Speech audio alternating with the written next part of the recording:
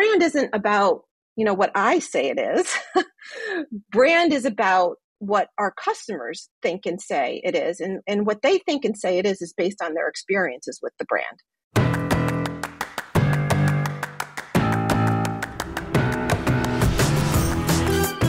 Welcome to the Marketing Expedition Podcast, an auditory journey through the latest in marketing, branding, and advertising.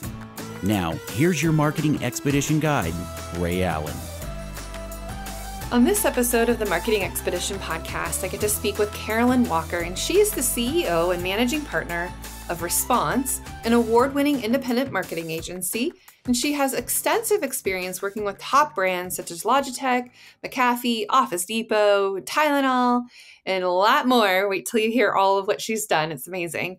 And she's worked with them to building revenues and maximizing market competitiveness. And she's also co-created the hugely successful branded podcast, Hackable, with a question mark, by McAfee.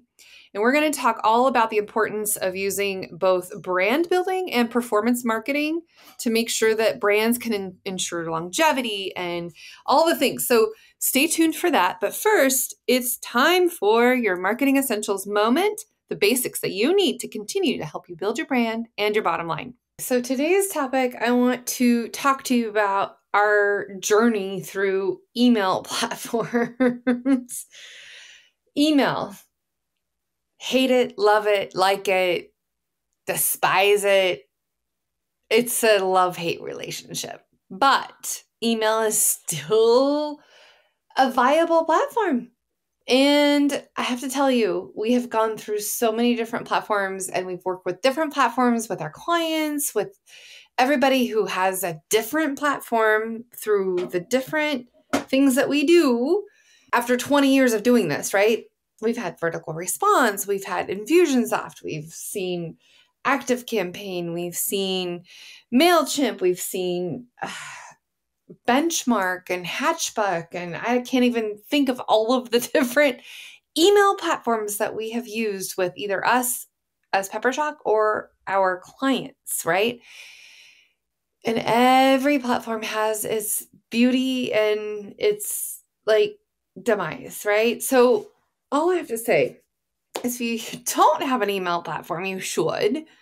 You need to get something that can do some sort of drip system, meaning if people click on certain emails, then it will send another email out based on their interests, or it'll track the email preferences of what people want to receive or not receive. There's just so much with email marketing that it's just kind of ridiculous, but you got to have something. You got to have something that you can track emails, track your open rates, track what people want to click on and know more about. If you do a monthly newsletter or not, or if you're just promoting your event, if you're promoting a cause, maybe it's, Giving Tuesday in November, or it's, you have an event coming up for your gala, or you have who knows what, right? Email is something that every company has to figure out how to use. And we've navigated pretty much every system, Salesforce, every system out there. And there's certain truths to what works and what doesn't. And testing the subject line and testing the byline and understanding how you get emails served to the right folder for people and not sent to spam, and making sure you're not spamming people and that you're not doing things that you shouldn't be doing, and that you're having opt-ins and double opt-ins and reverse opt-ins, all the things, right? There's so many things about email. And so this marketing essential moment is just mostly a message to say that if you don't have some type of email system in place, and of course, we've all gotten, emails from people who try to send out messages and we're all, CC'd on a message, and it's spamming us, right? And then it gets sent to spam and it doesn't go anywhere. Anyway, there's a number of things to consider when you're doing email messaging. What that subject line is so critical and so important. And we've got lots of tests messaging, like what the subject line should and shouldn't be. And if you do all caps, that's a no-no. And if you do this and you do that, there's so many rules to follow. They really need to think about your email strategy. Any business out there, whether you're small or big or nonprofit or whatever, or government entity, think about your email strategy, how it's working, what's not, and consistently measure, right? We measure what we treasure, dump what we don't, automate what we hate, all the things. If you need help with your email, reach out to us. Put a comment in or DM us or whatever, or go to hello@themarketingexpedition.com. Let me say that again. hello@themarketingexpedition.com. Send us a message. If you need help with your email marketing, chances are we've probably worked with your platform in one way or another. After 20 years of doing email, there is something that you can glean from. And there's plenty of episodes that I've done with email master marketers in the Marketing Expedition podcast. But just think about, in your strategy, what are you doing with email? Are you getting people to actually open your message, or is it just going straight to spam? Do you even know if it's going to spam? There's ways to tell. So think about your email marketing strategy, because it is here to stay, whether we want to or not.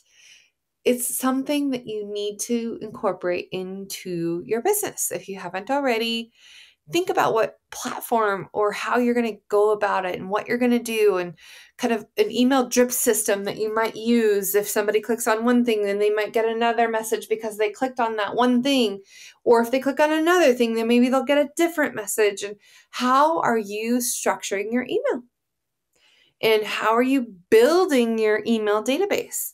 What kinds of things are you doing to continuously attract the right kind of customers or potential customers to subscribe to your email? So there's your marketing essentials moment, email. But let's get into our interview, because there's so much more to learn in this episode. Let's go.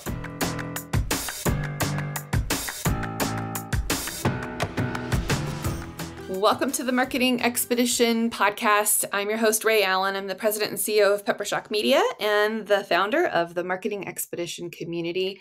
And today's guest, we have Carolyn Walker. Welcome to the show, Carolyn. Hi, Ray. Thanks for having me. Really happy to be here. Yes. Well, I would love to just share with our audience a little bit more about you and maybe your journey. You said you were an accidental entrepreneur. You didn't necessarily intend to run an agency, but here you are with all this wonderful experience. So kind of walk us through your path. What got you here? What took you to where you are now? Yeah, would love to give you my background. So I think I have a kind of interesting, maybe non-traditional path to where I am. But it really started when I decided to go to college, and I went to Northeastern University in Boston, which is a cooperative education school. So you go to school full time, and then you work full time, go to school full time, work full time. And so it takes you 5 years to get through, but you end up graduating with a degree and full-time work experience. And so that's what I did. And I ended up working for some really amazing brands. I worked for the Sammy Burke, the Bases Group, which was a big research company back in the day. Worked on lots of things like the launch of Teddy Grahams and Nice. Pepsi and Coke, kinds of things. So lots of research. And then worked for Kraft General Foods on the Bird's Eye business.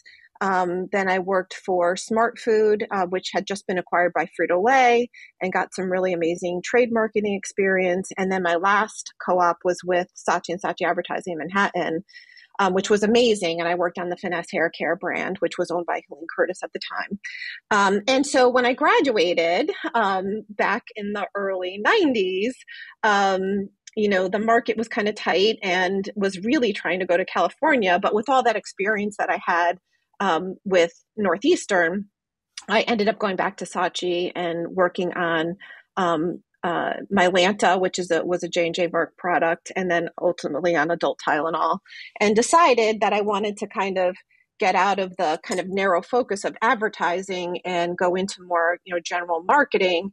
And so I took a job with General Mills Restaurants at the time, which is now Darden Restaurants, working on the Red Lobster brand. And it was one of the most amazing experiences in my life, I have to say. It was phenomenal. Learned, like I said, the kind of full 360, like how marketing works. And the organization was very marketing driven, which was also amazing.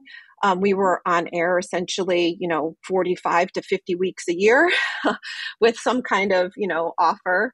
And so, really kind of not only kind of learned promotional marketing, but really they trained me kind of in classically how to become like a really strong brand marketer, and marketing in general. And so that was amazing. And then I was living in Florida because they're based in Florida, and decided it was time for me to kind of go home back to the Northeast, and got a job with a startup restaurant company called Sandella's.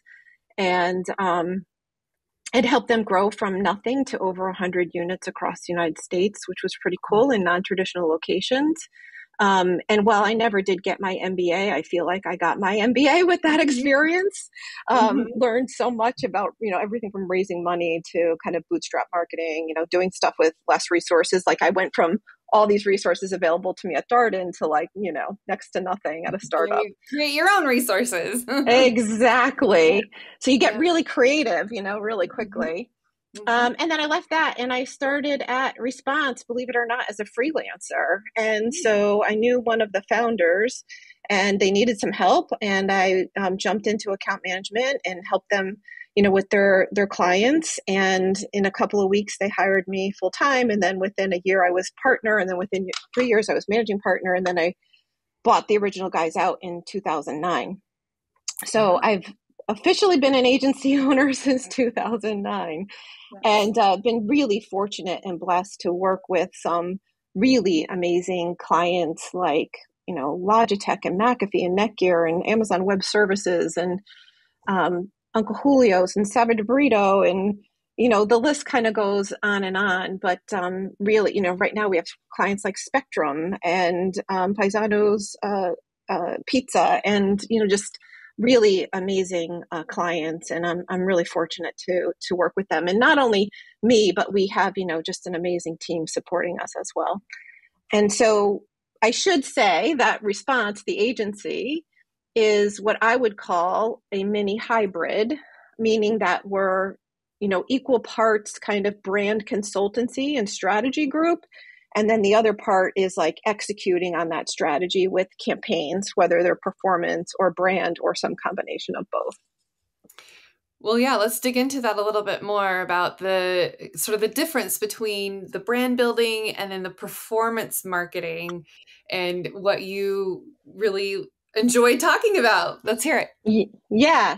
So I have seen over the years of my career that with the advent of digital and the attribution of digital and measurement of digital, that it seems to me that over the years, the digital component of performance marketing and performance kind of marketing in general has kind of crowded out and stolen from brand building activities.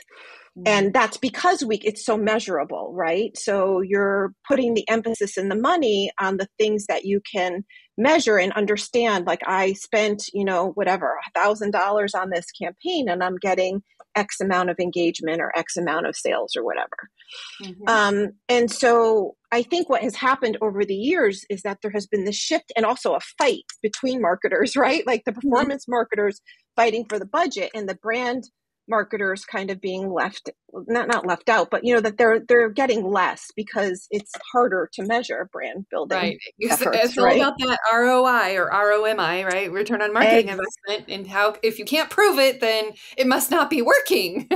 Exactly. And so, I realize that this is an issue. I realize that there's, this kind of tug of war happening between performance and brand. And at my core, in my heart, I'm really a big advocate for brands, and I knew that, you know, brand is a big part of why performance marketing campaigns, you know, work or not. And so what I mean by the two sides is performance marketing is really about attracting that short-term sale, right? It's talking to the customers who are in market right now, you know, for your offering, your service, your product, whatever it Ready might to be. buy. Ready to buy. Exactly. And so it's very kind of narrowly targeted, right? It's just those people who are in market. It's a small percent of buyers. You know, you're targeting them with messages that are probably more rational, you know, more functional, more persuasive, like it might be a discount or a bundle deal or, you know, something like that, right? Where you're really just trying to kind of get them over that hump and get them to buy. And so you're probably measuring things, you know, on the performance side with like, okay, how much engagement do I have? How many clicks do I have? How many, you know, what's my sales number look like? So that's what I'm talking about. Performance marketing. It's like activation. It's also called activation marketing, things like that. On the brand building side, it's usually a more emotional message, and it's about building like and love and salience, right, with your customers who may be in market, but maybe a bigger portion of them are out of market.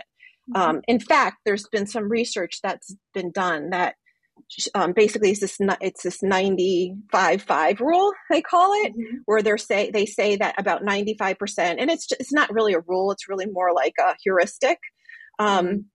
It's really about like a huge portion of your customers or potential customers are out of market at any given time, and a much smaller percent are actually in market at any given time, right? And so we're really talking on the brand building side about, you know, reaching those people who are out of market so that we can build, you know, that brand connection with them. And so it's a much more kind of long-term approach. It's really about building brand equity, like I said, you know, awareness, like, love, salience. And it's something that if it's done really well, you know, yes, it primes people for future sales, but it also can impact current sales as well, right? And it also does a lot of other things, like, you know, it helps you with pricing and being able to take more price, right? If people like or love your brand, they're more willing to spend a little bit more on it. It gives you a competitive moat, right? Or fortifies your competitive moat so that competitors, you know, it's much harder to compete against a brand positioning than it is, say, a price, right? Or an offer.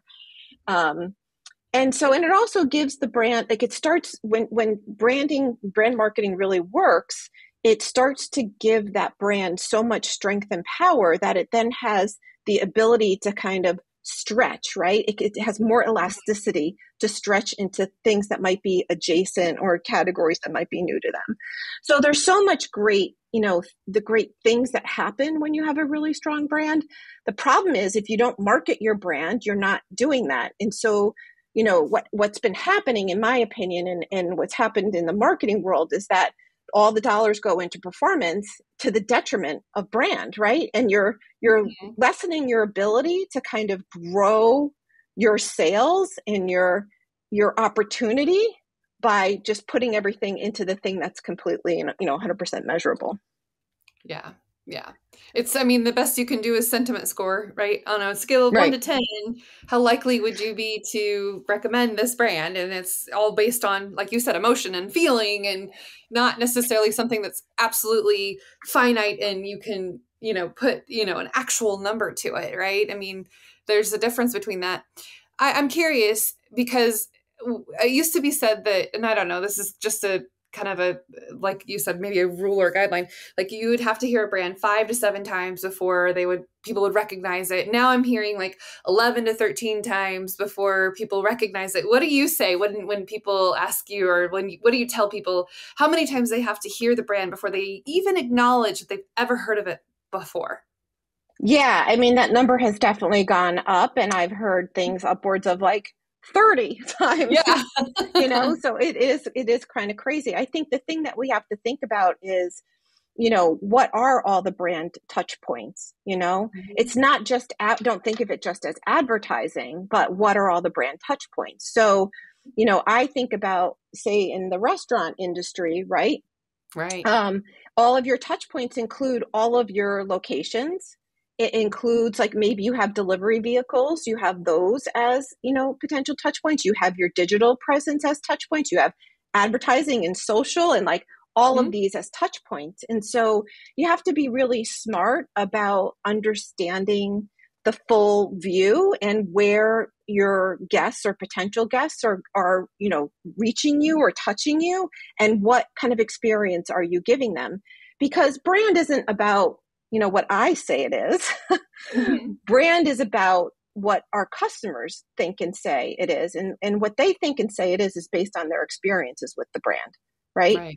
And so what are all of those experiences like? I've worked with many clients, especially in the restaurant industry, where their in-restaurant experience is amazing and their digital experience is not great. And that digital experience is shaping guests' opinion, especially many times it's their first perception of the brand, right? Because I'm not going to go to a restaurant and not look them up and understand what they have. And, and so it's a miss.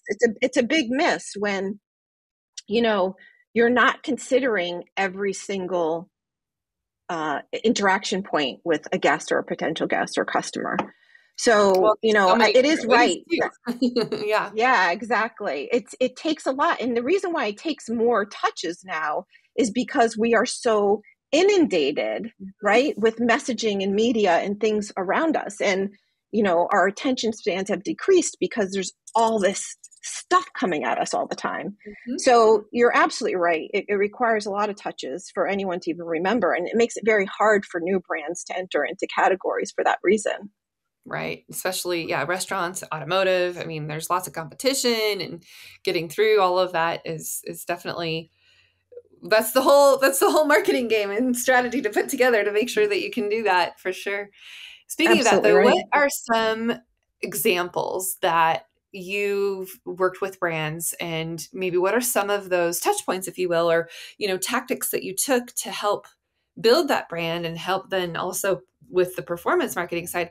I mean, walk me through kind of one of your maybe favorite or memorable brands that you helped get through that process and kind of the results from that. And, along the way, just this marketing journey that we're going on. But I would love to hear kind of the ideas or the strategies that you put in place to help grow one of those brands that comes to mind when I ask. Yeah, sure. I would love to.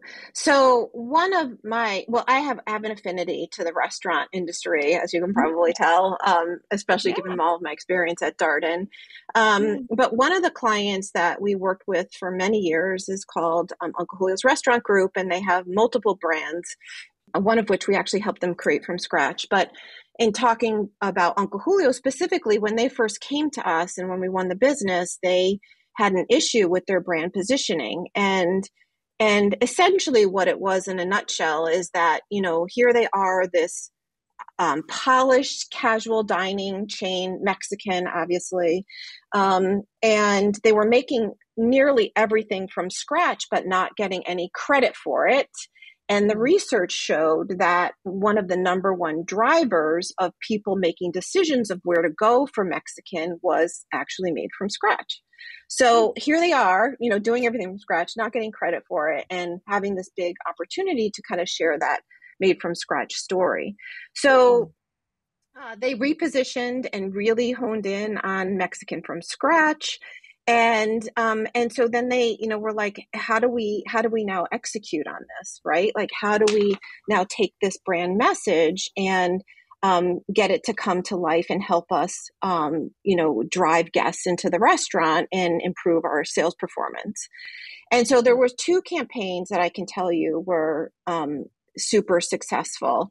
And to me, it's also a very good example of how performance and brand can be married together and work really hard together to drive amazing results. And so the first was they had revamped their menu, and they added all of these new fajitas to their menu. And they did a lot of seafood as well. So it was like super, more high end than a typical Mexican restaurant. I'm just getting hungry right now by you talking about that. Sorry. You should. It sounds amazing. They're amazing. If you ever get a chance to go to one, you should. They're mostly in Dallas, Fort Worth, Chicago, Washington, D.C., and then there's a smattering of kind of more single unit markets. But anyways, if you ever come across one, go visit. Definitely. So they added all these new fajitas, and they were like, hey, we've got all these new fajitas. It's big news. It's all made from scratch. It all is delivered on these sizzling platters. It's a really great tableside experience, which was another thing that was big for us, is to really not just made from scratch the food, but made from scratch experiences, right? Mm-hmm. Like every experience at your table is different. And so we did a whole integrated campaign that utilized tactics that were both, digital and immediate, as well as more kind of brand building, right? With messaging about made from scratch and made from scratch experiences that went in more broad-based, media. So it was that combination of broad-based media with a brand message, and then a more compelling, come in now, right, for these amazing fajitas through things like digital and social and influencers, right, and things that were more urgent. So it was amazingly successful. It turned the entire DFW market around for them, and we proceeded on this, this long-term journey with them. And the second thing that happened that I'm super proud of is they had come to us with a dessert that they created. And I'm like, a dessert for a Mexican restaurant? Okay, this is interesting. Yeah. And the dessert, though, was completely on brand. So think of it. They're this Mexican from scratch concept, right? And they created this dessert called the chocolate piñata. And so it was this handmade ball of dark chocolate, and they filled it with fresh fruit, homemade churros, these beautiful ingredients.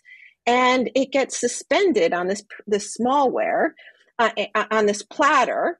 And the guest is given a mallet, and this whole thing gets delivered to the table. It's a shareable dessert, right? Not just one person is eating this. It's huge. And $25 or $30. And so the guest is given a mallet, they smash the piñata open, and out tumbles all of this fresh fruit on this platter. And you can dip it in this, these amazing sauces that they made from scratch, and fresh whipped cream and cinnamon. And it's just beautiful. It's just a gorgeous dessert. And so that product to me was just a huge home run, because it was so, it communicated the brand so beautifully, right? Tableside, made from scratch experience. Yeah. And it was so differentiated and disruptive in that, no other Mexican restaurant, and maybe I would argue any other polished casual dining restaurant or casual dining restaurant was out there talking about a dessert. Yeah. That's definitely unique. I haven't heard of that here in our area on, more West Coast side. That's a really good, fun idea, and people will talk about, take pictures and socials. And that happened, exactly. People were taking pictures and video and posting it all over the place. And so, for us, it was like, hey, they came to us, and they mostly at the time were doing a lot of radio for their mass. And I was like, listen, this is something that people need to see, not hear. You have to see this thing. It's so unique. It's so amazing, when you smash it open. And so it was the first time that we had done video and TV for them. And so we put this thing on, video digitally, YouTube and social and things like that. We also ran tonnage buys on cable and things like the network. And the thing just went insane. And it not only, like I said, communicated the brand and what the brand is about, but it also gave people this amazing thing to kind of share and talk about. And we ended up, there was so much activity on social about it that it got picked up by Pretty 52 and Insider Dessert, and we got 53 million incremental impressions Wow. by just just having this thing out there. Like, we didn't ask for it. We didn't get in touch with them. They found it and they started talking about it themselves. And Nice. so to User-generated me, content is beautiful. yeah, exactly. I mean, just an amazing example of, having an amazing product, having, by the way, the other thing in the restaurant world, in my opinion, but even not beyond restaurants too, but like having a great product, right? Which that was, having great execution of that product. So, being able to operate and get it to, to the guest, and and be an amazing experience from an operations perspective. And then we layered on really good marketing, and it was just a home run. Just an amazing, amazing product launch. I think it's the most successful one that they've ever had. So super proud of that, experience and work that we did with them. Because of that, to me, it was like that combination of, Yeah. it's building brand and building Uncle Julio's, and also it had just amazing sales performance. Like, their sales just went off the hook. Yeah, no, I think that definitely, like you said, it shares the love, and users can, or audience, or I guess patrons of the restaurant can share it, and then it becomes that user generated content that gets shared. I mean, that you couldn't ask for a better result. I think that's amazing. And Yeah, the it was. idea of taking it from radio, I mean, right now people are listening to this, and I'm just like mouth watering right now. If we were to show it, I mean, it would be even more impactful too. So I can see how Yeah. that is useful to, it's a good story, good case study to share and show for sure. Did Yeah. you, when you were going through that process with the client, like, did it take a lot to get them on board with changing how they were doing things? Like, you said that they were doing mass on radio. Like, sometimes clients, it just because they've always done it this way doesn't mean it's the right way, moving forward. But I mean, and maybe you have another example of another client, but sometimes it's like pulling teeth to get clients to do what you think is going to be so advantageous for them. What was it like trying to get them to transition? I mean, how was that process for you? Yeah, I think in the Uncle Julio situation, it was really intuitive, that it just made sense that it needed to be seen versus Yeah. heard. And the convincing was really around budget. Like, they just didn't, they're not a huge chain, they're Right. not a cheesecake factory. Hmm. They're not a one store operator either, but they were really concerned about budget and like, how Yeah. the heck are we going to be able to shoot, how are we going to have quality production that Hmm. marries to their polished casual positioning, right?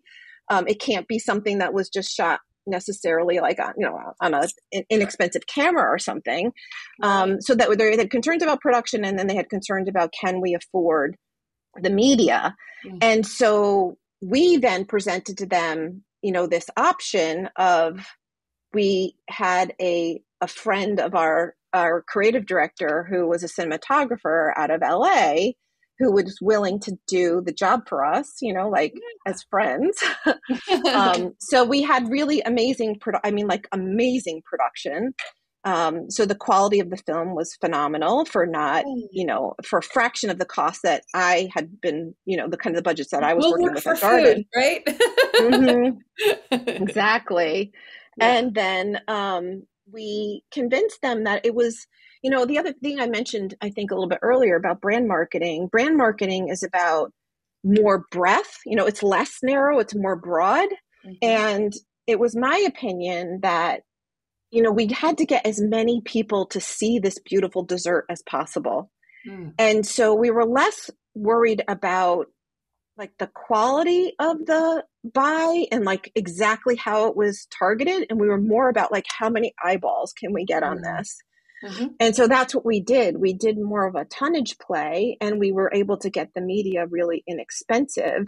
And that's what convinced them to say, okay, we can handle this from a production budget perspective, and we can get this seen, Yeah. but not just a tonnage on TV, but also on the digital side. And Hmm. so that combination kind of convinced them that, hey, this is worth a try. And by the way, what happened after that is they completely went away from radio, and we just started doing more, television, CTV, video online and things like that. So it did change the way they projected forward from that point. So it was it's an interesting study. The other one I'll mention to you too about convincing clients what to do is this was back in like 2016 or 17. And we had been working with McAfee for a really long time. They're the digital security company, antivirus software, that kind of thing. And we've been working with them for a really long time. And one of our challenges as security marketers of McAfee is that people are pretty apathetic. They just put it on their machine, or the machine comes with it, and they just kind of want to set it and forget it and not have a conversation about security, Right. And what we knew from the insights is that your best line of defense in being safe online and with your digital life is to be educated and informed. And the more educated and informed you are, the less likely you are to have something happen to you. And so, I had become a huge fan of the podcasting space when everyone else did with Serial, and I just, ingested that content and then lots more, like This American Life and The Moth and Invisibilia. And like, I just was like enthralled with the medium. And so, we had this challenge. I was now becoming like more and more engrossed in podcasting and knowing what the problem was, with McAfee, and knowing that the best line of defense is education, but people are apathetic and they don't really care. Right. So how do we get them to pay attention? And so I had come up with this idea to do a branded podcast around cybersecurity. And so we pitched the idea to the client without ever having done a branded podcast before, but knowing that the medium could be this amazing way to get people to listen to these stories, very entertaining stories, by the way, about cybersecurity. And so they were really excited about it when we first presented the idea to them. And then we had these moments where they were like, oh, well, maybe we should make it, two people talking to, a customer and McAfee talking to it. I'm like, no, you can't do that. It's going to flop. We need to make this like super entertaining content. And so we partnered with a production company up in Canada, and we did a strategy session with them. And we came out with this idea to do a podcast that we called Hackable with a question mark. And the podcast premise is about the kind of the idea is, okay, let's take hacks that are happening in pop culture, right? Like, so think Mr. Robot, think CSI, think things that are, you hear in the news every day, right? Like Target's the data's breached or whatever. So let's take these hacks in pop culture, put them to the test, Mythbusters style, and then give the audience like these tips and tricks to stay safe.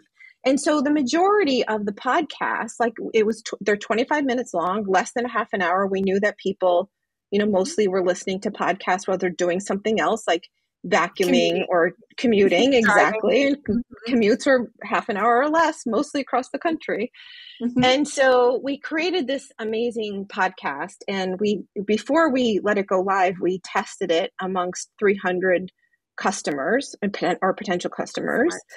And what we learned in that testing, we exposed them to the brand beforehand, right? And here's, this, what do you know about McAfee? Do you like McAfee? Blah, blah, blah. Then we played the episode, and then we asked them more questions. And what we learned is that people found the content, number one, incredibly engaging. Two, and more importantly, their perceptions about the brand went skyrocketing. Like, they loved that McAfee brought them this content that is like a gift, right? It's like something they wanted to listen to. And we only mentioned McAfee like twice in the whole thing, but they could recall McAfee, and their favorability about the brand went sky high. And so, I think that experience was, well, one, it was just, massively successful. Like they had more than 3 million downloads over 5 seasons. The content is amazing. If you get a chance to listen to it, go check it out. But it's, to me, it was about, they didn't ask for this. They didn't give this to us as an assignment. It was about us really thinking strategically about the brand and how can we get the brand to connect with customers or potential customers in a really positive way, in a new way. And then really guiding them along the way to say, this is the kind of thing that we know is going to work, and we proved it with research so that it was, an easy, it was easy for them to continue to say yes.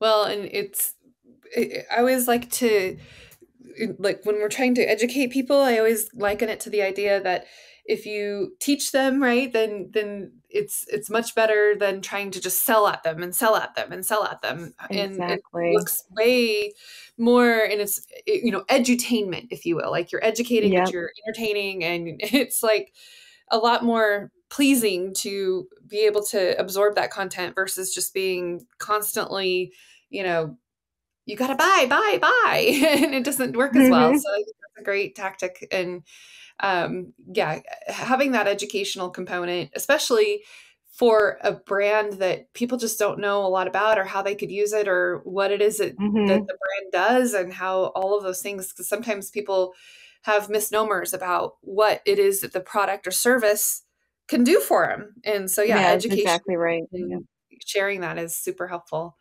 Those are really amazing case studies and stories. I love that you've got so many stories. We could probably keep talking about this all day, I'm sure. I could go on forever.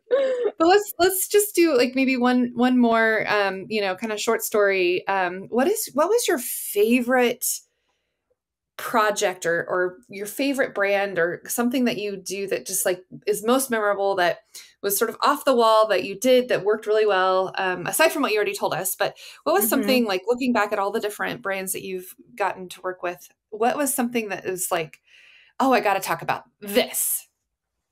Oh, so interesting. I guess maybe there's so many things. It's hard for me to pick. But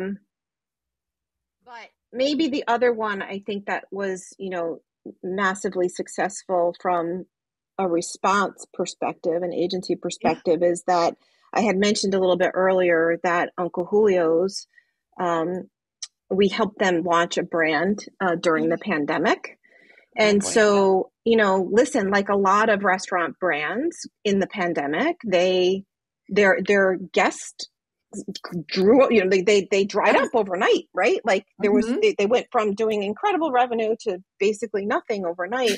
Exactly. And it was really hard to bounce back from, right? Like, we were changing things every single day. Like, oh, well, the laws in, Washington, D.C. are changed now, and we can do, takeout, and you can dine on the patio, or, like it was mask on, mask off, mask on, mask off. Like it was changing every single day.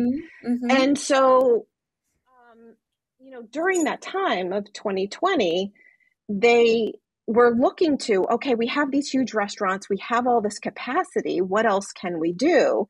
And so, prior to the pandemic, all of these kind of ghost kitchens or virtual brands were popping up. And they thought, well, maybe this is a good time for us to try and utilize some of our capacity and create a new brand that gets operated out of the Uncle Julio's kitchens. And so they came to us and like, we want to do this burrito concept. And the reason why I want to do burritos is there's no burritos on the Uncle Julio's menu. We don't want cannibalization, but we want to be able to use like similar ingredients and things like that. And so like, okay, this makes a lot of sense. And they said, well, we think we want to call it like Burrito Bob's, and we want it to be millennial and Gen Z. And we're like, well, hold the phone. Maybe that's not the right name if we're really going after a different audience. And so we really had them like, let's take a pause and let's really think about what we're trying to do here and what this new brand is all about. And so we have a process that we call brand lucidity. which helps our customers, our clients with any kind of brand problem that they might have. So whether it's brand portfolio strategy and management, or it's brand repositioning, or if it's brands, developing brands from scratch, like we apply this process to it. And so that's what we did for them. We said, like, okay, let's take a time out here. Let's really try and understand, what you're trying to accomplish with the brand. Like, what's the purpose of the brand? What's the why? How do we want to position it? Who is that right audience? And not just, broadly Gen Z and millennial. It's what it is about them. What are their motivations, their fears? There are things like that. Really understanding audience. And then ultimately coming up with a positioning that would make sense and be non-competitive to Uncle Julio's and distinctive from other, burrito concepts out there. And so we took them from, essentially an idea to a full-fledged brand, which we ended up calling Savage Burrito. And by the way, the name came, it's Savage is a term that's used in millennial and Gen Z vernacular, and savage meaning it's really cool, it's good, it's awesome. And there's songs about that use the word and whatnot. And so we came up with all of these different kind of brand names that fit with the positioning and whatnot. And then again, we tested stuff. So we tested like what's resonating with that audience, and that's what we came up with. And we did, a ton of work on like I said, the positioning and what's the brand kind of, mantra, and then creating all of those, branded materials and experiences around it. And it was, the chocolate piñata was, I think, the most successful thing they've ever done. And I think Savage Burrito was probably the second most successful thing that they had ever done, and really helped them. Bob Burrito to Savage. I think that's like says it all, right? I love it. Amazingly successful and brought extra revenue into the company, right? In this really challenging time. No, that's a, like they all said, the pivot, the pandemic pivot. So that was a good way to go to get their name out there and still be able to utilize the sources and come up with something. And everyone had to figure out new ways or die basically during that time. Yep. Exactly. So just real quick, what are some of the resources or, maybe podcasts that you listen to, or where do you go to get your latest and greatest information that you can share with others? Because people are always looking for resources to tap into. What are some of your favorite places to kind of stay on top of industry, or just what are some places that you like to go visit or hear or listen to? Yeah, it's a great question. I mean, I think number one, well, you just heard I'm a huge fan of podcasting and listening to podcasts. So there's a great podcast out there called On Strategy. It's amazing. Highly recommend going to check that out. I also do a lot of work in the B2B space. And so I follow the LinkedIn B2B Institute quite a bit. They have amazing research and materials around B2B marketing, and they're really just doing some phenomenal things, and they're a little bit like a think tank, so they've aggregated all of this information and kind of put it in one place, and so great materials there. I would also say, I am a subscriber of Ad Age and Ad Week and Brand Week. I mean, those are kind of the standard, trade publications. And then the last thing is, which is really important to us, is we're a member of the 4As, which is the Association of Advertising Agency. It's the American Association of Advertising Agencies. And it's the largest trade organization of its kind. And so we belong to that, and we participate in forums that are amazing. And so we have a group of there's 8 to 10 of us right now in this one forum of other agencies that are about our size. And so there's a lot of, learning that happens there. And then the other thing I'd say about the 4As, there's two big conferences that we try and attend every year. One is the MPF, which is the Management Practitioners Forum. So it's like, again, all of the agency, or a lot of the agencies that are in the 4As go and they have, sessions about, operations and employment and like all these things that you think about as an agency owner. And then the other one is Stratfest, which happens every fall in New York City. And that is all about kind of, marketing and advertising strategy and how to tap into, consumer insights or, cultural insights and things like that. And it's just an amazing, amazing conference. Well, that sounds pretty good. I just, within the last couple of years, got more involved with the 4As. I teach the National Student Advertising Competition class at Boise Cool. State.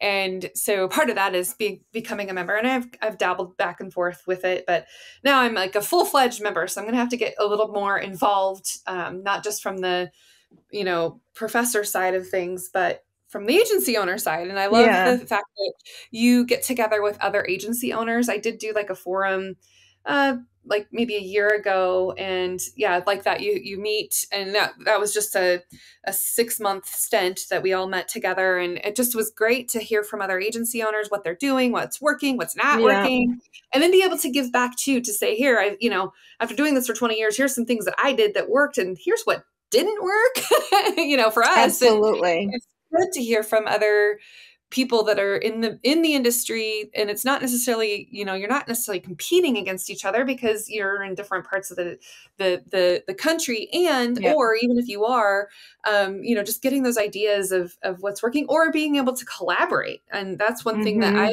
it's kind of like a residual side effect of, there's some things that we do that other agencies don't do. You're heavily into restaurants and hospitality and in those particular areas, and we do video production and some agencies don't. And, so it was a fun way and it was like unexpected because I just thought, other agency owners, there's no way this is not a business development thing that I'm going to get business from, but it inadvertently happened anyway. And we got to partner on some pretty cool projects with other agency owners that I never would have thought that we would do. And so I think that's great that you are getting that forum and knowledge from other owners and that you have so much to offer to them too. And it's a great way to stay on top of the industry and knowing what the challenges are that other people are doing. And it was good for me too, because I could ask questions that maybe other business owners in my area that are not agency owners would have, they didn't have a clue. So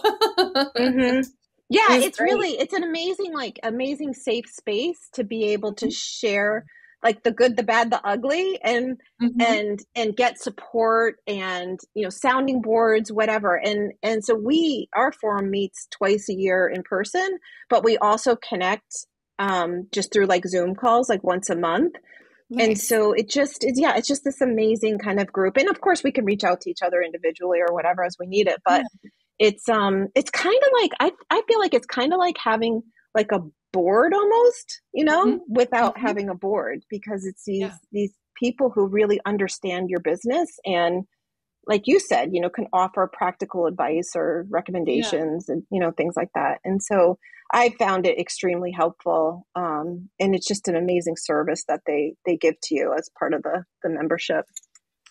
Definitely. I'm going to have to check into that. Thank you for bringing that out. Yeah, of course. And, for listeners that are either in the industry or not, I mean, it's good to be in some sort of association that's within your industry so that you can, get those collaborative ideas from other owners that are like-minded and going through a similar path or something that's, a challenge in your industry that everyone's facing, that then you can, you can, conquer the world with, right? Right. Exactly. Well, one last point about all of that is that, I'm a big believer and, listen, COVID did change everything. We all went so virtual and less in person, but I am a big believer of taking some time to go to conferences and things like that, or like to me for the, the Jade Forum meetings and whatever, because I think you're kind of sadly mistaken if you think that you can get all that information in the quality of the information by sitting behind your desk,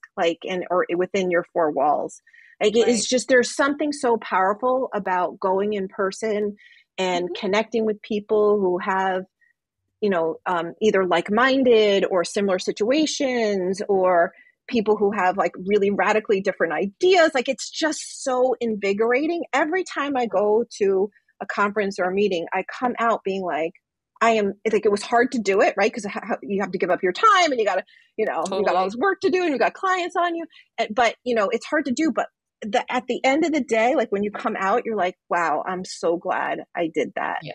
And you're just like refreshed and inspired and like ready to go and have great new ideas, as a result. Yep. Now I get to go speak at the National Association of Broadcasters every year in Las Vegas, which is always fun, right? Vegas is always fun, but same thing. When we had to do it on Zoom, I've been speaking there for about 7 years now. And when we had to go on Zoom, it just like attendance dropped and people weren't paying attention. And it was just like, why am I doing this if you're not even going to pay attention to me? Right. But then when you're in the room, you have a captive audience, you can network, you can build those relationships. And it's just so much better in person, and I love it. Yeah, I don't disagree with you at all. It's a different experience. I think it's too easy for people, like you were saying, to not pay attention in the virtual space, versus where you're there and distractions. Exactly. People checking their email or their phone or whatever, right? Yep. Well, Carolyn, how can people get a hold of you? And, is there any last parting words that you'd like to share? So to get in touch with me, you can certainly go to our site. There's contact, information there. If you want to follow me on LinkedIn, it's Carolyn Walker. It's pretty easy. You can also shoot me an email, carolyn@response.agency. I'm always, willing to chat to anyone about anything, especially as it relates to some of the topics we talked about today. And I would just say my last parting words is think of marketing and advertising as an investment, not an expense. Ooh, I love that. That's so true. Well, thank you so much, Carolyn, for joining us today and sharing all of your nuggets and just wonderful stories that you had to share today. Thanks, Ray. It was really a pleasure being on with you. Appreciate it. And for those of you listening, feel free to share this with those you know that need to hear what Carolyn had to say today, and give us a review. Those are the best things that you can do for us. And until next time, everybody, enjoy your marketing journey. Thanks for listening to the Marketing Expedition podcast. Want to continue the journey? Don't miss out on new episodes. Subscribe on iTunes, Spotify, Amazon Music, or wherever you get your podcasts.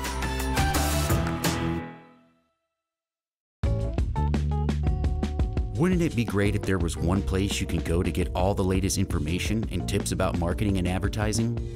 The Marketing Expedition community is that place. People like you gather in our online community to build relationships with others and find the latest marketing trends, tactics, tools, and technology. We help you build your brand and your bottom line. Start your adventure today. Visit themarketingexpedition.com to find out more.